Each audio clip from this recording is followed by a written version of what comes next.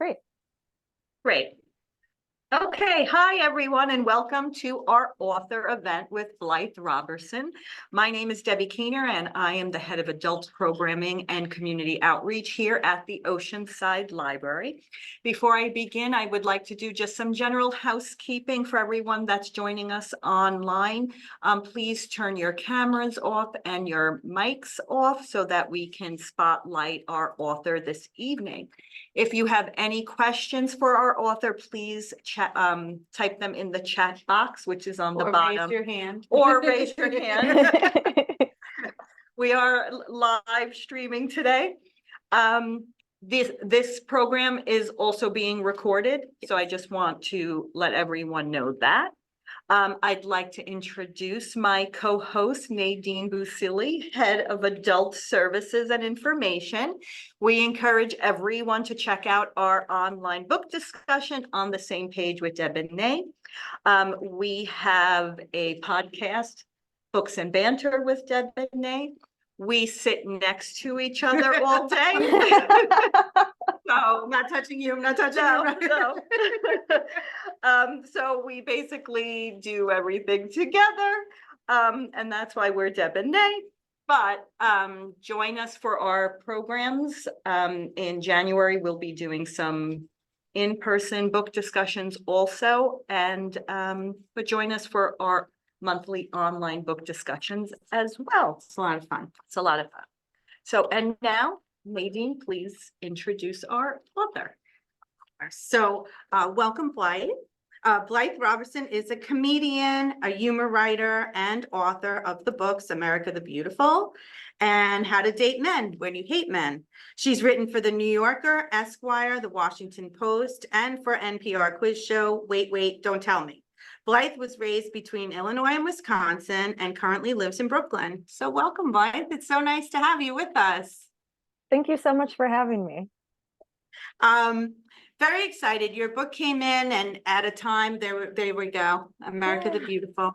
And I just have to say, when the book came in, I had just started myself wanting to go camping. This was tent camping. So I actually took your book with me on my very first tent camping trip, not knowing really much about, I'll be honest with you, I hadn't not known much about the book, but I knew that it was lighthearted and I didn't want something that was going to scare the Jesus out of me. So I enjoyed it so much and it was so timely.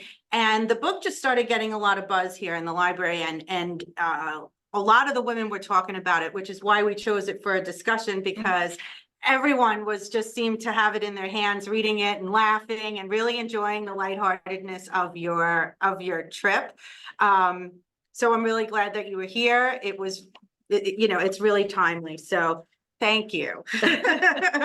I want to hear more about your camping trip. Yeah. Oh my gosh, I'm not, 20. So it was something I just, my boyfriend and I had never gone camping before. We're in our 50s and we just decided, hey, let's give it a go. And we did it. We did it twice. We went two camping trips in the tent this summer, and both times it poured, but we survived. It was a good time, and I highly recommend everybody go out of their comfort zone. So her book about it will be out. Thank you for coming to my TED Talk. But I think the point is, I really liked your take on being an adventurous woman. So one of the questions I had, tell us a little bit before we get into your tales from the road trip. Can you tell us a little bit about your childhood? Were you one of those really adventurous little children? And where did you grow up as a kid? Yeah, so I grew up in a small town on the border of Illinois and Wisconsin called Antioch, Illinois. That was about 6,000 people when I was growing up. And I grew up in this little neighborhood that there were probably about 5 or 6 families that had kids, and we were pretty rural, and so we were definitely one of those communities where the kids would like go outside and the parents would be like, come back for dinner, and not really keep track of us, which I really liked. So I like to say that growing up there was boring in a really good way because it forced us to all make our own fun. So I was definitely always running around. There was a lake in the neighborhood behind my best friend's house. So we were always canoeing and coming up with schemes to like sell the mulberries that were growing in our neighborhood, doing all that kind of thing. But neither of my biological parents are big tent campers. My mom prefers to like be in a hotel room and read a magazine. But her husband, my stepdad, loved to hike and camp and do all those outdoor activities. So he is an electrical engineer. He has this big white kidnapper van, as you know, the people say, with with no windows. And he would just take all the neighborhood kids, so that's probably like 12 of us, and just kind of sardine us in horizontal with no seat belts and just drive us to state parks, and we would all go hiking and camping. And so he really instilled in all of those kids, and most of us are still really close, a love of that kind of thing. Oh, nice. That is, that's great. Yeah. That's great. So quitting your job is quite a risk to take. Tell us about the moment when you decided to do it, and what exactly did you tell your boss? So when I sold my first book, I had some sort of deadline. They were like, write a chapter by a month from now. And I just found it so hard to have a full-time job and to also write a book. And so I told my editor and my book agent, like, I can't do this. I have to quit my job. And they both said to me, you can't quit your job. Like, everyone who's like, being an author does not pay very well. Almost all authors have jobs, and you happen to love your job. Like, I worked at the Late Show with Stephen Colbert. I was a guest researcher. So I had all these great coworkers, a great working environment, and then the additional benefit of my job having almost no real stakes, because all I was doing was telling Stephen information about celebrities. So the worst case scenario is I said something wrong, and then he said something slightly wrong about a celebrity. My boss used to say, you know, we're not curing cancer here. But I really loved that job. But after I finished my first book and was promoting it, I was so busy. And I started to have all these opportunities coming in from my book, my book being in the world. And I just realized that I wanted to take a chance on myself and focus on my work. And then meanwhile, as I write about in the book, I had been, you know, once a week planning out these intricate road trips on Google Maps, being like, wouldn't it be so cool if I went here and here and here? So those things were all on my mind. And then, as I write about in the book, it's almost too corny to be true, but it was true. The poet Mary Oliver died, and that poem of hers about like, what will you do with your one wild life, went viral. And I just thought, I have to quit my job. So it took me 2 months to kind of build up the courage. And we also had a week of like paid time off that I wanted to get in March. And so I finally, at the Late Show, when you quit, everyone kind of says, I need 5 minutes with Stephen. So if you even just say that, he knows you're quitting. And so I walked in and he was like, I'm so proud of you. And he said something to me I'll never forget. He said, this job is a velvet coffin, meaning like you could stay here forever, but it's a dead end. And so, yeah, everyone was really proud of me, which was a nice way to leave that job. It is. That's a nice, really nice. Yeah, actually, what I was going to ask was, what was your coworkers, what was their reaction to you quitting? And that's like, you know, that's really nice that you could say that. They weren't like, you're nuts giving up this job. Right. You know, to have the support from your coworkers and your boss is great. That's fabulous. They say that he's very nice. Yeah. You know, He's an I would incredible assume. person. Yeah, that's what I've heard. So, when you said you were going to quit, and when you stopped working, really, Mhm. you weren't really quitting. I guess you were just moving on to something new. But did you know at that moment about the book that you wanted to write this next book, or were you just still focused on the previous book and finishing up, you know, what you needed to do for that? Yeah, I knew. So by the time my first book came out, it had been done for, gosh, I want to say 7 or 8 months even. Like it had been done for a while. So I was working on a, I was doing some publicity for it, and I was working on a pitch for the TV show adaptation. So all that was kind of in the works, but I did still have all this free space to think about what would my next book be? Because I never even thought I would write one book, let alone have a career writing books.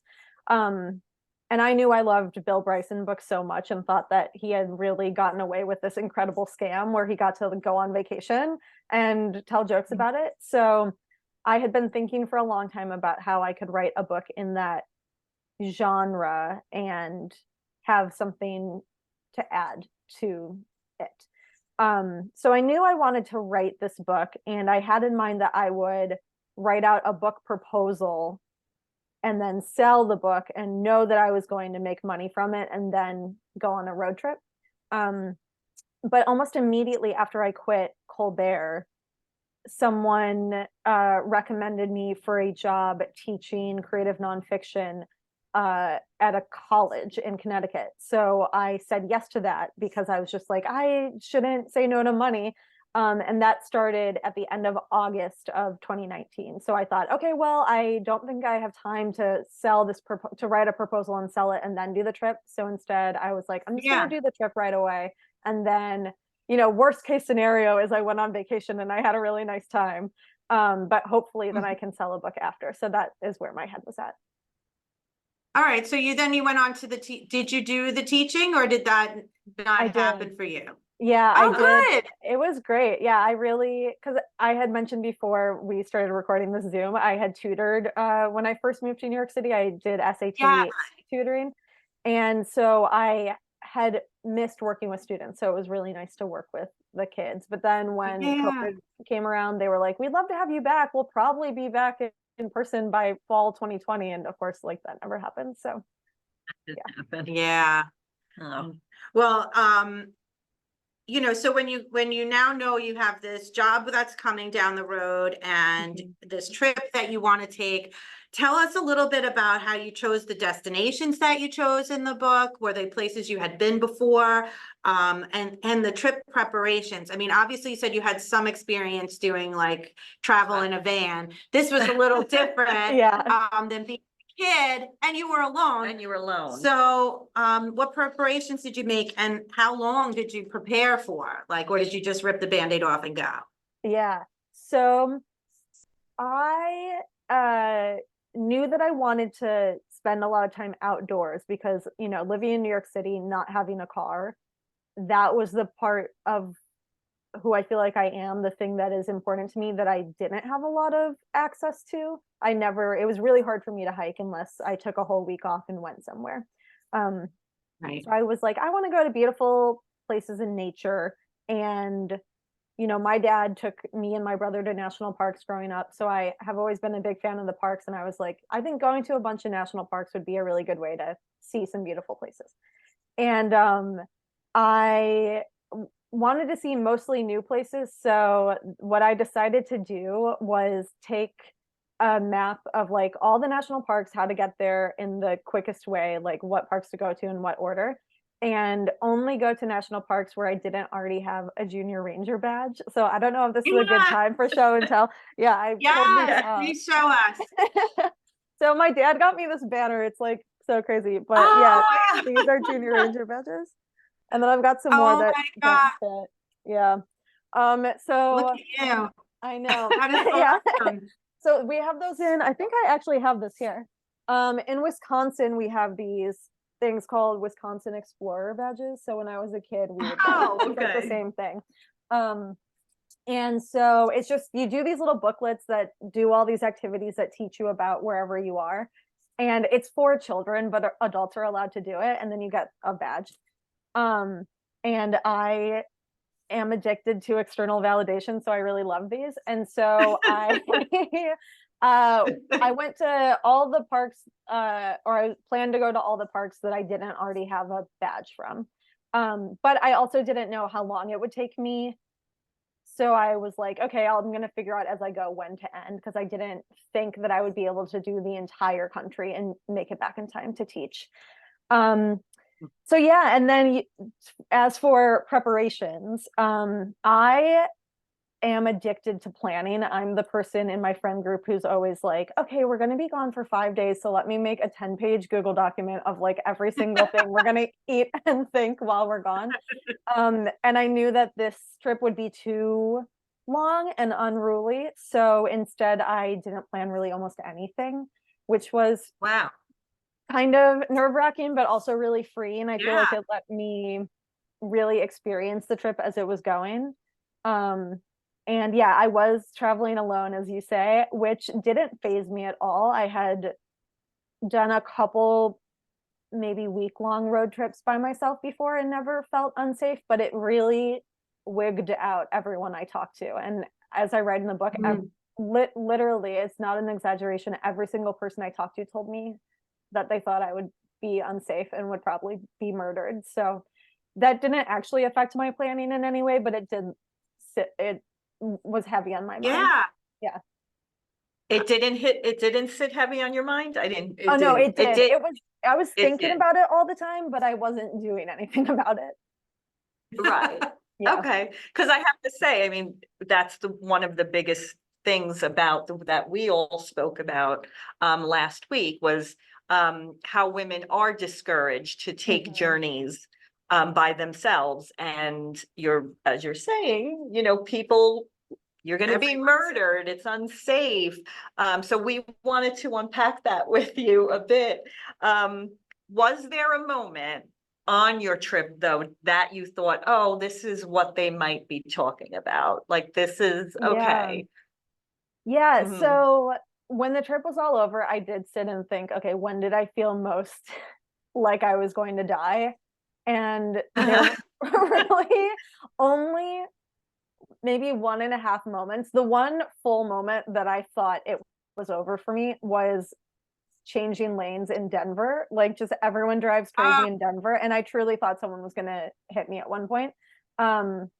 And I think that is actually also like a statistically true thing, that I was so much more likely to die in a car accident, probably of my own making, than getting murdered by some stranger. The half time that I was like, I could die was, this did not make it into the book, but I was free camping outside Glacier National Park after I had spent some time in Yellowstone with my friend Greg, who works for the park there. And I was really, really tired, and I peed kind of close to my car where I was staying. And I remembered that Greg had told me that when he backcountry camps, he makes sure to pee really far away from his tent because bears are attracted to the smell and will like eat you. And I was like, a bear is gonna eat me tonight. And I had almost no service, but I was trying to Google like, can bears get into my car to kill me?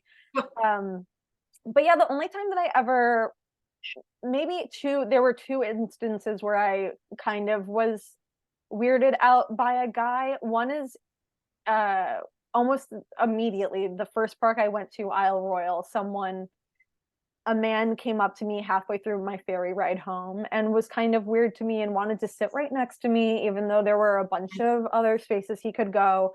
And he kept on trying to talk to me, as I'm sure, almost every woman has experienced some guy. Yeah. Yeah.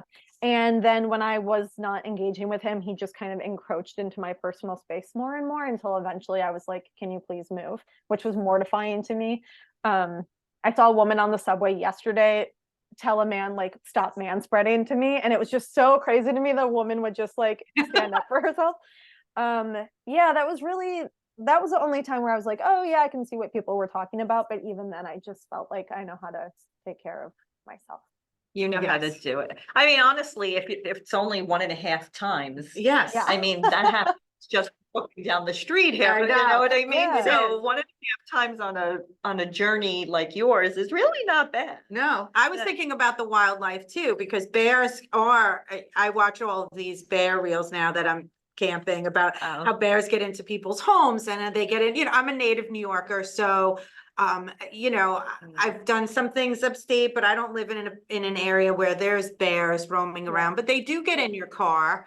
And Mhm. they tear up the inside of your car. And if you have food in your car, you can't sleep in your car. Like, so I was wondering, you were probably in places with a lot of different wildlife, more than bears, probably mountain lions and rattlesnakes and scorpions and other things. Like, how did you feel about that? Or was your upbringing prepare you for those little creatures that could Yeah. invade your space? You know, I think well, that's a really good question. I was so worried about the bear that one night that I peed close to my car, but I was not worried about wildlife, I would say, at almost at all for the rest of the trip. And now that you say you can't sleep in your car if you have food in your car, I'm like, oh yeah, that makes perfect sense. And yet I did that my entire trip.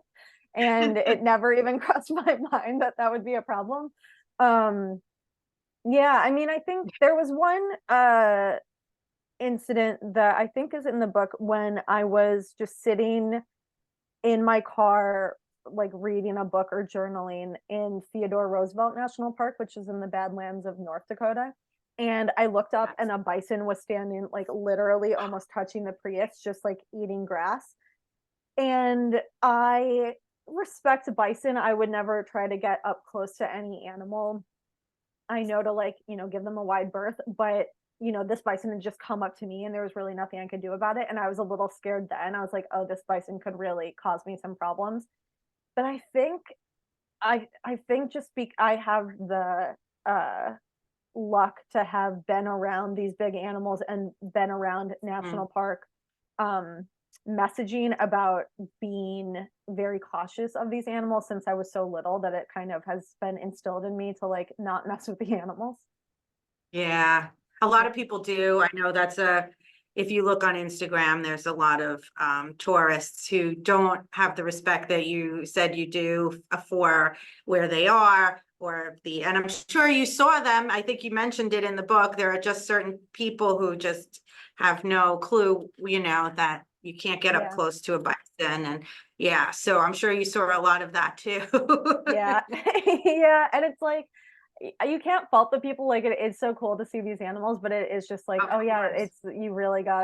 you gotta be, these animals don't know that you're not a threat. Respectful, right? Yeah. Like, don't feed the lion. Yes.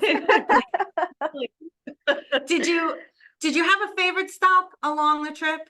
What was I your did. ultimate, like, that you want to go to again and again and again? What was it?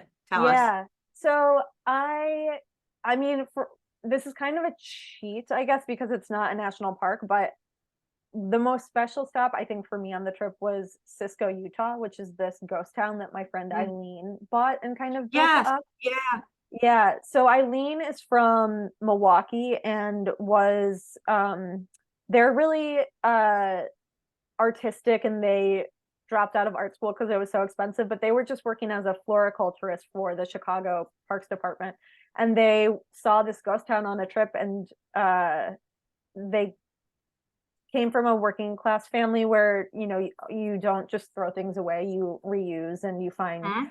new ways to use things. And so Eileen was like, this town is full of trash, but it's so beautiful. And so they just figured that if they bought up this one parcel of land that had the most nearly habitable building and rebuilt it and sublet their apartment in like a kind of up and coming neighborhood in Chicago, they were like, if I do that for 3 months, I will actually be saving money. So they did.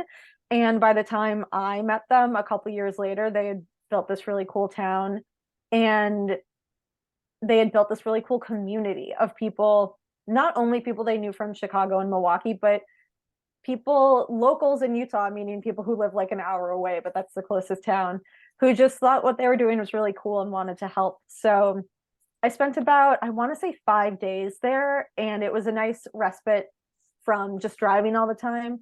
And it also was nice. I saw some of my friends who were in town. They were building an artist residency, and it was nice to feel like I was helping create a community. Whereas for the rest of the book, I was it was like a survey course of America. I was just dipping in, seeing something, and then leaving, and not necessarily contributing anything. So that was my favorite stop. And my favorite national park is Big Bend National Park, which is far down in Texas on the border with Mexico. And it was Okay. just so huge, so unlike any landscape I had seen before. It's in the Chihuahuan Desert. And it's just, there were mountains, there was desert, the Rio Grande was there, this giant canyon, and the communities in the surrounding area were really cool. And not only was I like, I hope I get to go back there, like I have gone back there a couple times and I love it more and more every time.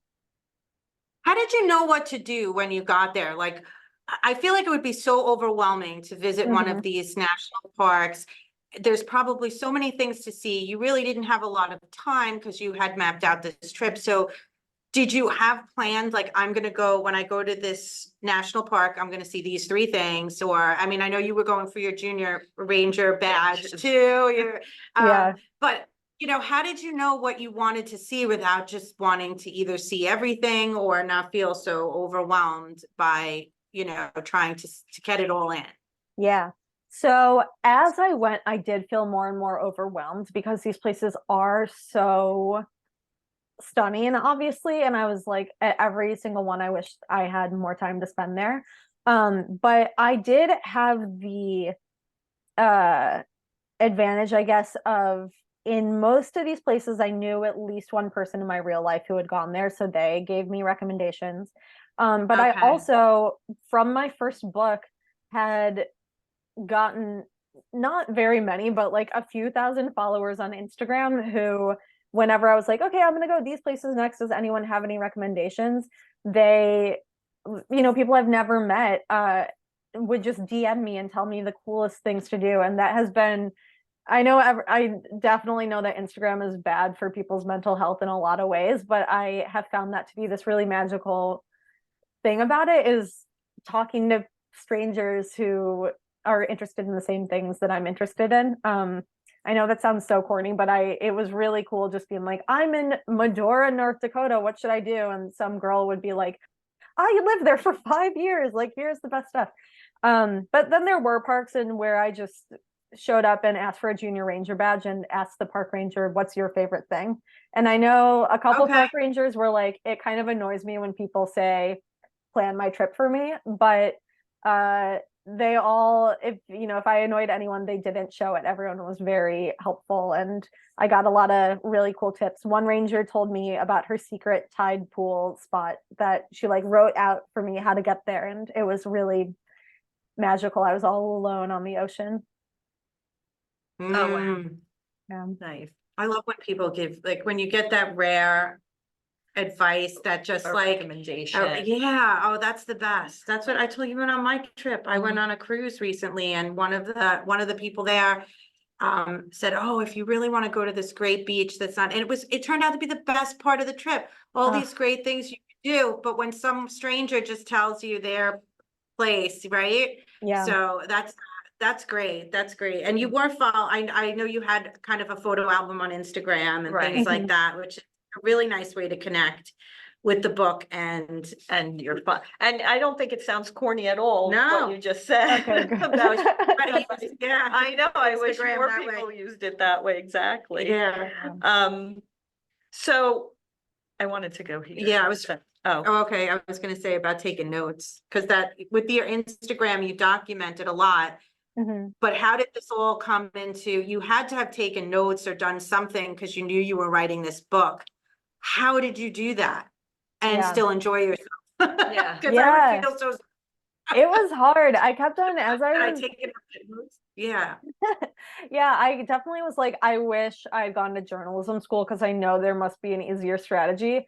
Because I was just like in panic mode, being like, I want to remember everything. So I tried to journal as much as I could about what had happened. So whenever I was eating a meal, I would be journaling. As I went to bed, if I was able to keep my eyes open, I would journal for a bit. And I did get behind. I wasn't keeping up as much as I wanted to, but I was frantically doing that. I did a lot of I mean, I was driving for so many hours on so many days that I would just be thinking about my book. And sometimes I would have an idea and I was like, that's brilliant. And so then I would take out my phone and do a voice memo. And probably 75% of those were just complete gibberish. Like, I don't know why I thought it was so smart, but I did a lot of that. And then, yeah, I did take so many photos for Instagram that I ended up just saving all the photos I took to my phone. And that was a really good resource for me when I was writing the book, just to be able to not even like remember what I did, but what all the details were and what everything looked like. And then that would jog more memories from me. So that was kind of my broad process. And then, I mean, this is also psychotic, but I would be like texting my friends about what I was up to, and then I would screenshot what I had sent them so I could remember later that I had said it. Like, just anything I could do to remember. Yeah. That's a good idea. Mhm. We read that you had to edit quite a bit from your book. Yeah. So Yeah. tell us about that process. What did you hate about doing that? Or, was that, difficult for you to do? Did somebody say, yeah, this doesn't really go here? It doesn't make sense. So like, how did that process go about? So for my first book that I wrote, the contract that I signed with the publisher said this book is going to be in between 60,000 and 90,000 words. So from the beginning, I had in mind what length the book would be. And for this book, it just didn't. So I was like, okay, I'm just going to write this book as it goes. And I knew as it was happening that it was probably a little bit long, just because I was like, wow, this is like 500 pages or something. But at the end, I, typed the end and clicked, word count, and it was 150,000 words. So I texted my editor and I was like, good news, the book's done. I forgot to ask how long it's supposed to be. It's 150,000 words right now. Like, what length should it be? And she said it should be 75,000 words. So I had to cut out half of the entire book. Yeah. So I was like, okay, this is going to be difficult. I knew it was, and I knew the book didn't want to be as long as I had written it. Like, I could tell that it was a little bit baggy. So it just really, it took months. It was fun at first. I printed out the entire book and then I read it with a red pen in hand and was just like, I haven't laughed in paragraphs, and would just do big cuts. And that felt really freeing. And then from there, it was just back and forth with my editor. Her being like, I think we could lose this. Me being like, that's my favorite part of the book. Like, we can't lose it. And I ended up losing an entire chapter about Glacier National Park. But what ended up helping me is I did the audiobook recording of my first book. So I had the experience of reading my entire book out loud, which I had not done before submitting the final draft. And there were so many things that I was just like, I sound insane in this book. I'm like, and I didn't strike me until I was hearing my own voice say it. So I read my entire book out loud probably 4 or 5 times in the editing process, and that really helped me find things to cut. Yeah. Wow. Because I feel like you want to give the whole experience, and it's hard to say what was more important than something else.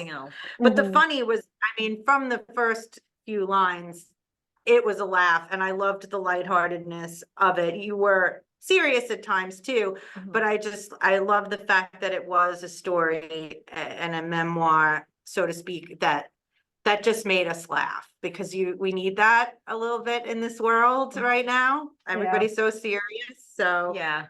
And also good. just to laugh, but also to think, because Healthy, there were a lot of things that you bring up, where one of my actual favorite parts is where you there's a part where you're hungry, and you make a comment about, like, when somebody says you're tired, you look tired. It basically means, you look like, and after this trip, everyone was like, you look so refreshed and reflect. So you were, how you basically were saying how it's funny how people feel so, it's like tired doesn't say, you look bad. Like they Mhm. want to sound like they care about you, but basically it's a dig on how you look. So Yeah. I like those things that, you brought up in the book, because it was like, that's true. Yeah. Yeah. Yeah. And just, you had fun. I think you could sense as a reader how much fun you were having at certain times. And that's also something that we forget to do, especially as women. And that was part of the conversation that we had in the book discussion, was that it's important to go outside and have fun. Mhm. And that's really a little bit lost, especially with some of the older generations, Mhm. myself included. Like, we did it as kids, but then you got to work, Yeah. so not, there's no time for fun. No time for fun. And You have to be responsible. you have to be, Mhm. right. Have fun, you can't be responsible. You're not Right. being responsible. More Right. so as a woman, No, it really is as a woman. because men can have fun and still be responsible. Mhm. But women have a difficult time with that. And I think it was a nice way of saying, hey, get outside and have fun, girls. Let's go Mhm. enjoy ourselves, Right. Yeah, I I liked agree. that. Mhm. We talked a lot too about how your commentary on the trip really doesn't shy away from some very highly charged topics like politics, women's issues, climate change, sex. I've read a few negative comments about those things. Did you intend to address those issues in the book? And why do you think this bothers people so much? Yeah. I think I think for me, it just is like all of these things are so intertwined with each other. It would be almost impossible to not talk about these things. Yeah, I think like okay, gosh, what you said, women's issues, politics, sex.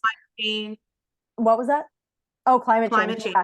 And I big, think yeah. like for me, it was like, I mean, women's issues I knew right away I was going to talk about because my first book is about gender and dating. So I knew that I needed to kind of connect those two books, even though they're so different. And I thought that women's issues would be a bigger part of this book, actually. I thought it would be the entire focus, but it became pretty clear to me pretty quickly on the road that, there are some things that make it more difficult to be a woman taking a trip like this, but once you're actually doing it, it's pretty easy to be like a white lady driving around in a car. If you have money for gas, like I got pulled over. This is not in the book, but I got pulled over almost in the first week for speeding pretty egregiously. And I was like annoyed with myself and kind of annoyed with the police officer who kind of, did one of those like, I'm gonna let you stew and like think about it things. But I was like, this would be completely different if I wasn't white. So that I knew also that I wanted to talk about I mean, I had to talk about climate change. I was in Right. Nevada and California, and the temperature was like 115 degrees, and it was like Yeah, you so were. clear to me. Yeah. And like there was just so many like the glaciers at Glacier are disappearing and the Joshua trees at Joshua Tree are disappearing. And there were so many ways that the effects of climate change were already so evident to me. So I knew I wanted to talk about that. And I knew like I knew I wanted to talk about I had to talk about Trump because that was part of the reason I quit. My job was that my job had been partly to just know what Donald Trump was doing every moment of every day. And I knew that that was not good for my mental health or anyone's mental health. But, it's still all the issues that I was thinking about when I worked at Colbert were still so important to me. And I was thinking about those on the road. And I knew the sex thing is funny because like my dad read this book and he was like, you shouldn't have put that in the book. And I've heard like secondhand a couple friends who are like, I talked to a older woman at a library who read this book and she really didn't like that you put sex in there. And it's interesting to hear that, and I understand where people are coming from for sure. I know that it's like so kind of different than the rest of the book, but for me it was so essential to put that in there, especially if I was writing about what it was to be a woman on the road. Part of, having a female body on the road was that this was something I was thinking about. I was like really missing dating and like feeling like a full human. And I was flirting with all these people. And so it felt really important to me to put that in there. And it felt like an important moment in my trip. But I think for me, the thing that was like the heaviest issue that I wanted to address in the book, and was sure I was going to get canceled for not handling it well. And it was just so important to me that it paralyzed me, and I couldn't write this book for like a year. I was just trying to research. My book was actually overdue, was the history of indigenous people and how this land came to be, public land and, uninhabited wilderness. And I grew up in, Northern Illinois, and an extremely white community, over 90% white at the time that I was growing up. And we just did not learn any of that stuff in my public school. So I had to really go out and educate myself. And it was like definitely a process.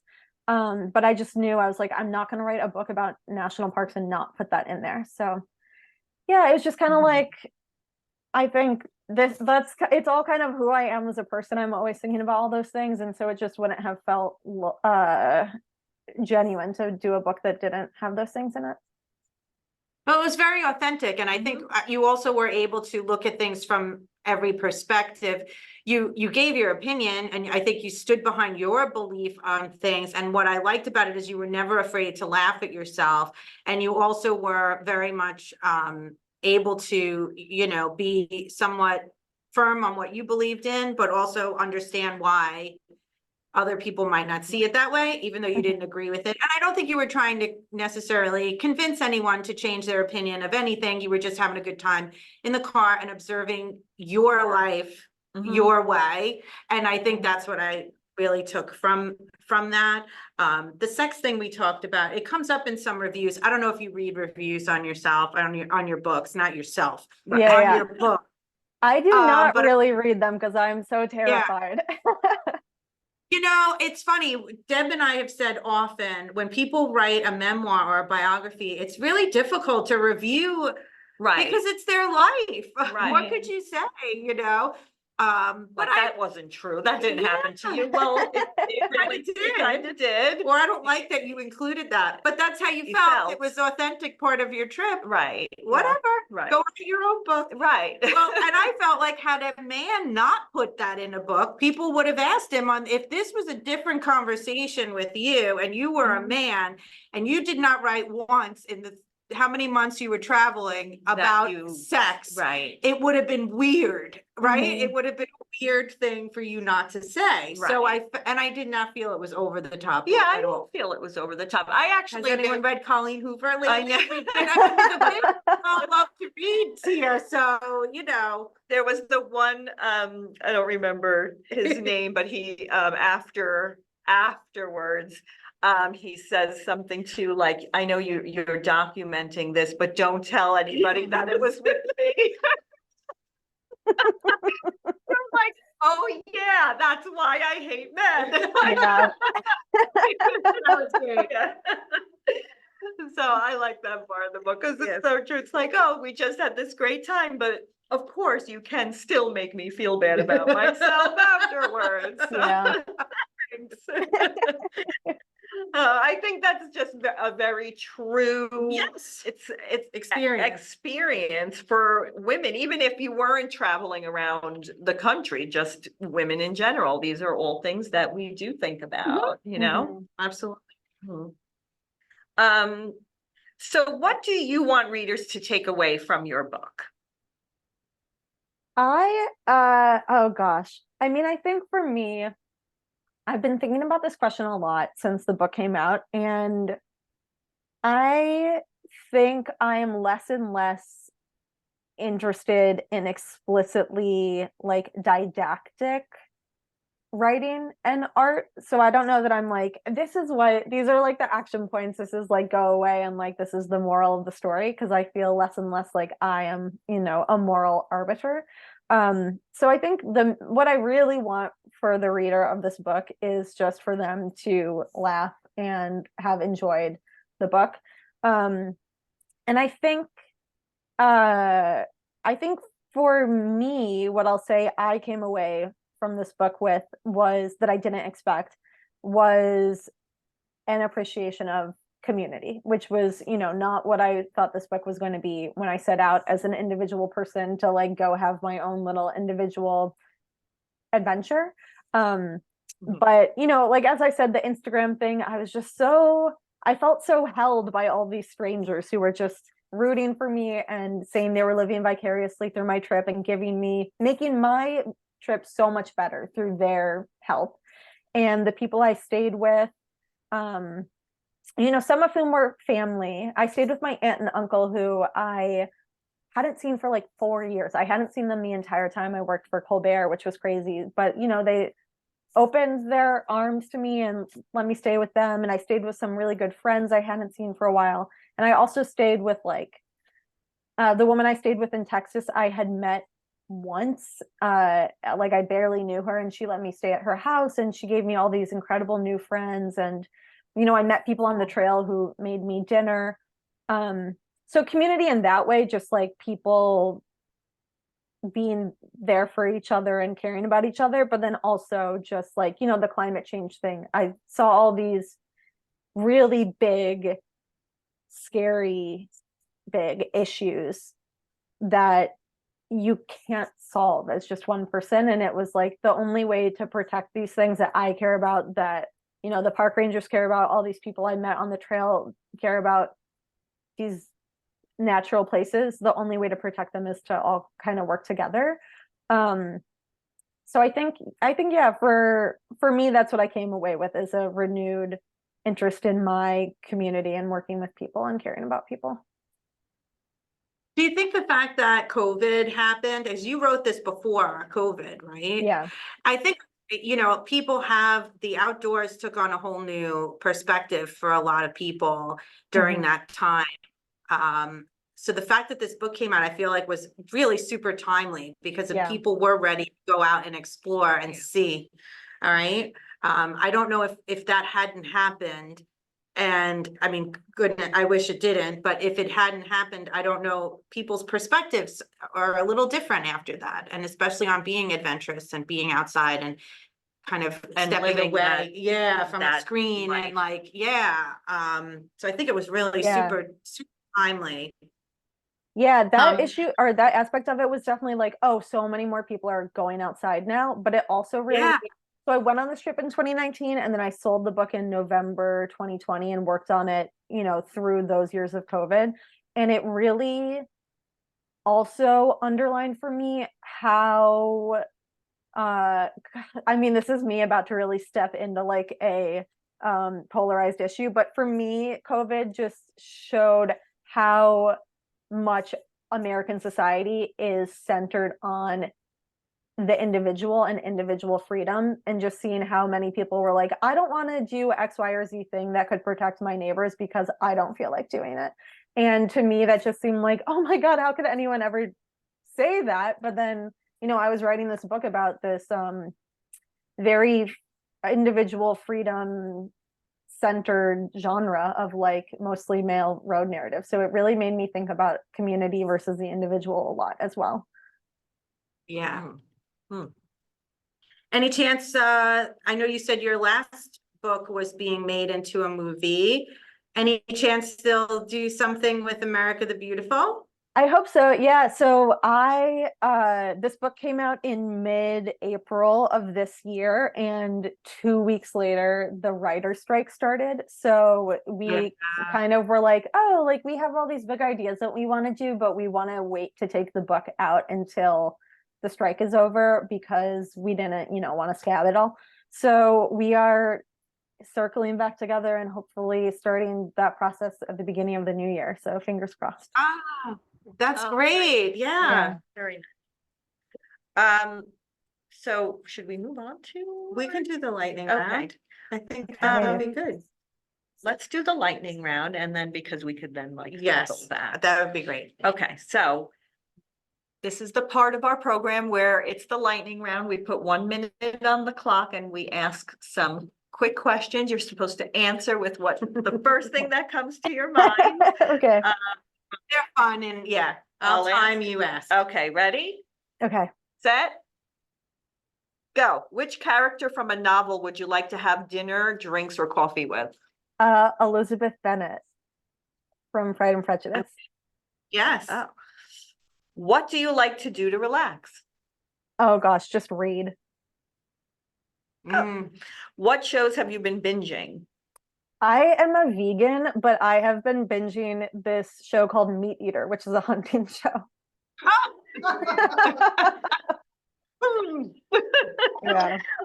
When it comes to watching movies, theater or the couch? Oh gosh, theater. Does writing energize or exhaust you? When it's good, it energizes me, but when I'm dreading it in advance, it exhausts me. Okay. What would your readers never expect to know about you? I don't consider myself a funny person at all. It's like pulling teeth. Really? I Yeah. wouldn't think that.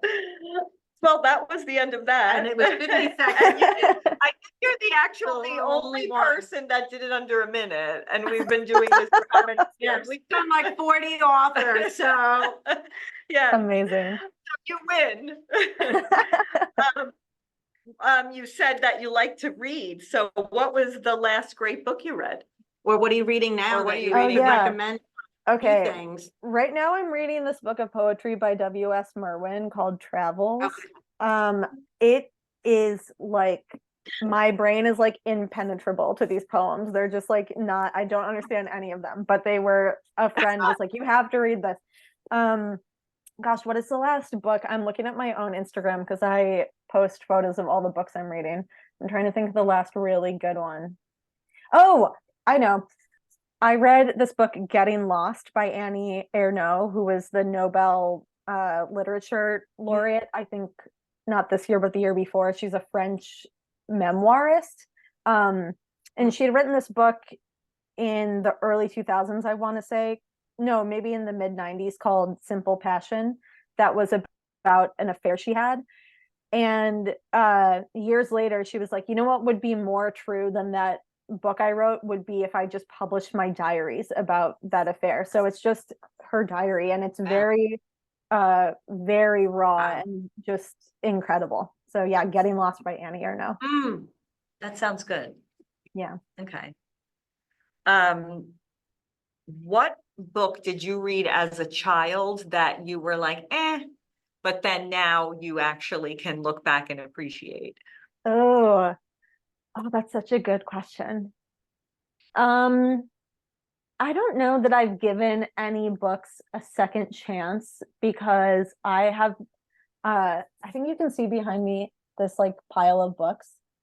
Yes. These are all books that, other than these ones, the rest of them, I have not read any of those books. I have a big problem where I just buy books and then don't have enough time to read all of them. But when I was a kid, I probably spent like a year and a half trying to get through Portrait of an Artist as a Young Man by Joyce, because my mom was like, it'll help you connect with your Irish heritage. And it was just like, I couldn't understand it. So I would love to give that a second try. A second try. Yeah. Nice, nice. Do you, what subjects do you wish were written about more often? Ooh, wow. I don't know. I think, I am a really big fan of like The Idiot by Aleph Batuman, and just kind of any like smart book where people flirt and fall in love. And I think there are a lot of books like that, but I love them and I always want more. So yeah. I like that. Yeah. And what are you working on now? What are you in the process of working on right now for us? Yeah, I am trying to do another book about love and dating, just because that first book I wrote is still going viral and still like selling crazy well. And I am proud of that book. Like I am proud that I wrote it, but I also was so young when I wrote it, and I feel like so much has happened to me since then, and I want to write new things, especially because probably like once every couple days, a young woman like in her early 20s will DM me and be like, I feel so seen, and like I didn't know there was a book like this. And that means a lot to me, but I'm 32 now and I kind of want to resonate with people around my own age. So I'm doing that, and then I'm working on a magazine article about as I said, I'm vegan, but I'm obsessed with this hunting show. So I got a magazine to pay for me to learn how to hunt. So I went hunting 2 months ago. my God. Yeah. So I'm writing about that. Wow. Wow. Yeah. That'll be great. Oh, I want to read that. Yeah. How are you gonna do that? Yeah. Okay. Wow. That's Okay, fun. That's beautiful. I guess. I don't know. I don't know if know. I could do it. I don't, and I eat meat. And I was gonna say, I eat meat, but We I don't eat think meat. I could do it. I know. Yeah. Oh, that's really exciting. And I think you're gonna have so much to write about as you age and Experience more, experience. And Yeah. I mean, I just see so much for you as your perspective. So I'm excited to see what comes Comes. next for you. Absolutely. And we hope we remember us and Yeah. come back. Oh my God, of course. the next book for Yes. sure. Yeah. And since you're not far, hopefully maybe in person. That would Yes, be I so would love to. Come in person. That would be Yeah. cool. That would be Yeah. great. Well, Well, this is, our Yeah. hour is up. I know. So we're at the end of our program. If you don't mind, we'd like to take a picture Oh, of yeah. you on the screen. How can I do this without, does that look right? Okay, ready? Okay. 1, 2, 3. Okay. Well, Yay. really, yeah. Thank you so much for spending this hour with us, Blythe. It really was great. And for this lovely book that I know.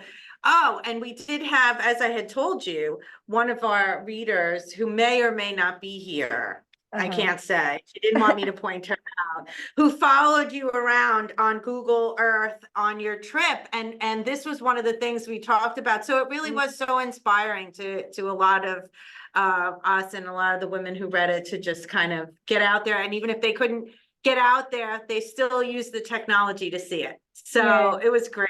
Yeah, it was really great. Thank you so much. Do for we, everything. before that, do we have any questions before we go with our audience in the back?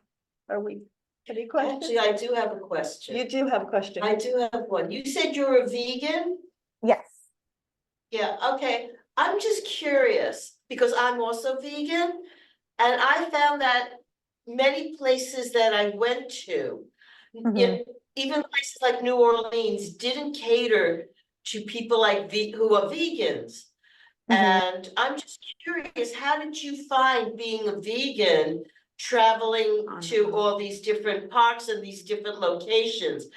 I know you said, I downloaded the book on Libby, and unfortunately, I only read 70% of it. I couldn't get more, so I'm taking okay. it out to finish it. But I'm just curious. I know you said, you had your food and it got wet Mhm. and Mhm. everything else. How did you find being vegan and traveling across the country like you did? Yeah, I think I did find, like I said in the book, that I was just eating not really well on the road. And I know one of my neighborhood friends that I grew up camping with, she's also basically vegan, and she is an incredible camp cook. That's just not me at all. So it was really hard. That was one of the things that made it hardest for me to be on the road as I went, was I was just not eating really well. And when I would get to a city, I would be so excited to have a meal that was a real meal.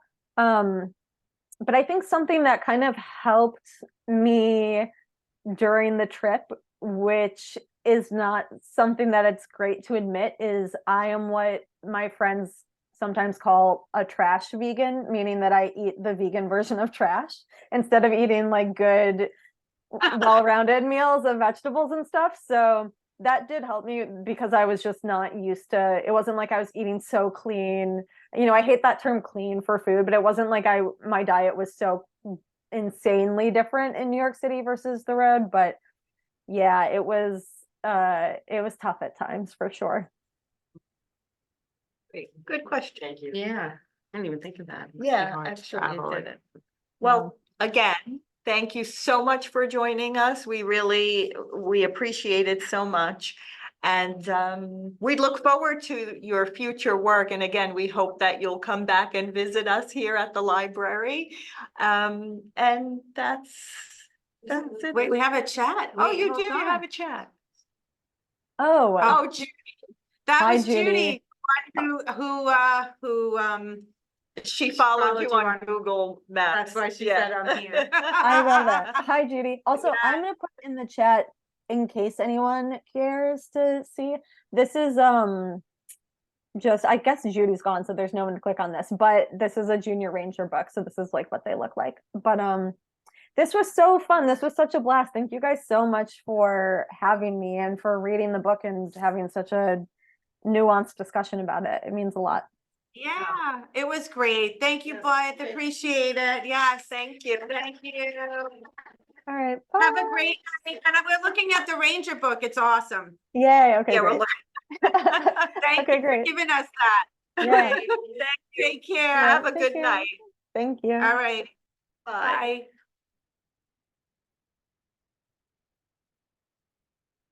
She's cute.